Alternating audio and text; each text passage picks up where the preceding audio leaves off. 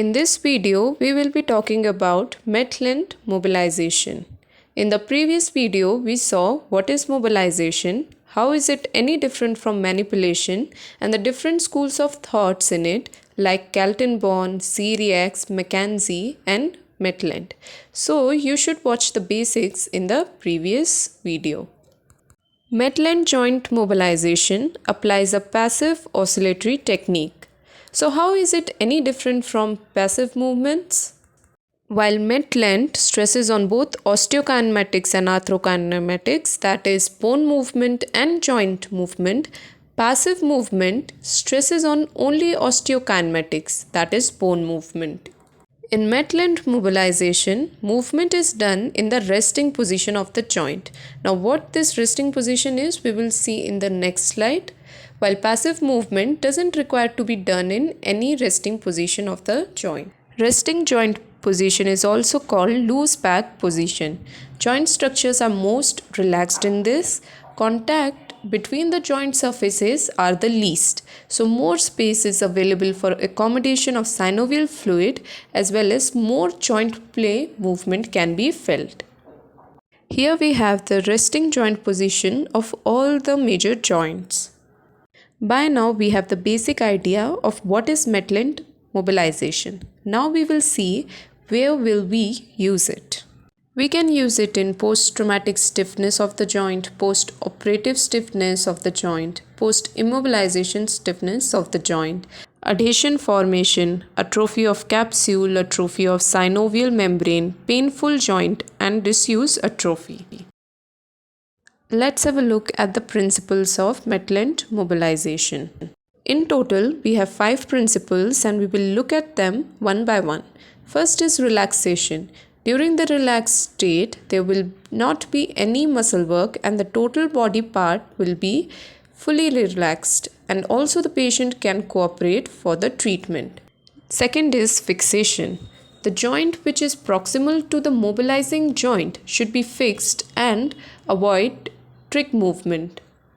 Third is stabilization. The distal part of the joint being moved should be supported or comfortably stabilized for the relaxation and avoid the inconvenience. Fourth principle is treatment direction. It depends upon the treatment plane which is perpendicular to the axis of the rotation. Now, if distraction is applied, then it will be perpendicular to the treatment plane, and if oscillatory technique is applied, then it must be parallel to the treatment plane. Fifth and the last principle is treatment force. It will be dependent on the grade of the movement of the joint. Now let's have a look at the grading system of Maitland mobilization. This is the starting of the range and this is the end of the range of motion, that is anatomical limit. Now between both of this black line we have the full range that is probably restricted due to some pathology. This pathology can be pain, stiffness, atrophy, etc. And to cure them we will use mobilization. Now let's consider the pathology is pain. So this red line signifies the first tissue resistance or first pathological limit. When the patient enters this red line, it is the first time he will experience pain during performing range of motion, and this is the second tissue resistance or pathological limit. Beyond this, the patient won't feel pain while performing the exercise. Now, grade 1 is low, small amplitude oscillations within the beginning range. Grade 2 is low, large amplitude oscillations within first tissue restriction. Grade 3 is slow, large amplitude oscillation beyond first tissue restriction. Grade 4 is slow, short amplitude oscillations up to second tissue restriction. And grade 5 is fast, small amplitude thrust beyond second tissue restriction. Here is the summary of the grading system.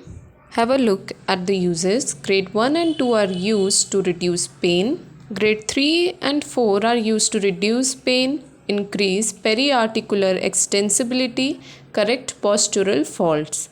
and grade 5 is used to break adhesions and reduce spinal disc herniation. So the physiotherapist will decide the grade based on what effect is to be achieved. To find that, we have the assessment.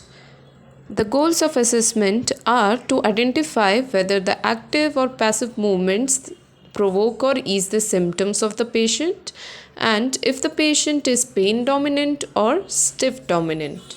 To assess, the physiotherapist keeps three things in mind: the nature, severity, and irritability of the symptom. Nature refers to the type of tissue that is causing the symptoms. Severity refers to the intensity of the pain provoking activity, and irritability refers to the pain level, how far into the movement pain is provoked and how long it takes to subside after the movement is withdrawn. There are cases when Maitland mobilization shouldn't be used. It is contraindicated. These conditions are bone disease, malignancy, pregnancy, vertebral artery insufficiency, active ankylosing spondylitis, rheumatoid arthritis, spondylolisthesis, recent whiplash, undiagnosed pain, and unstable spine. If you want more such videos, like, share and subscribe.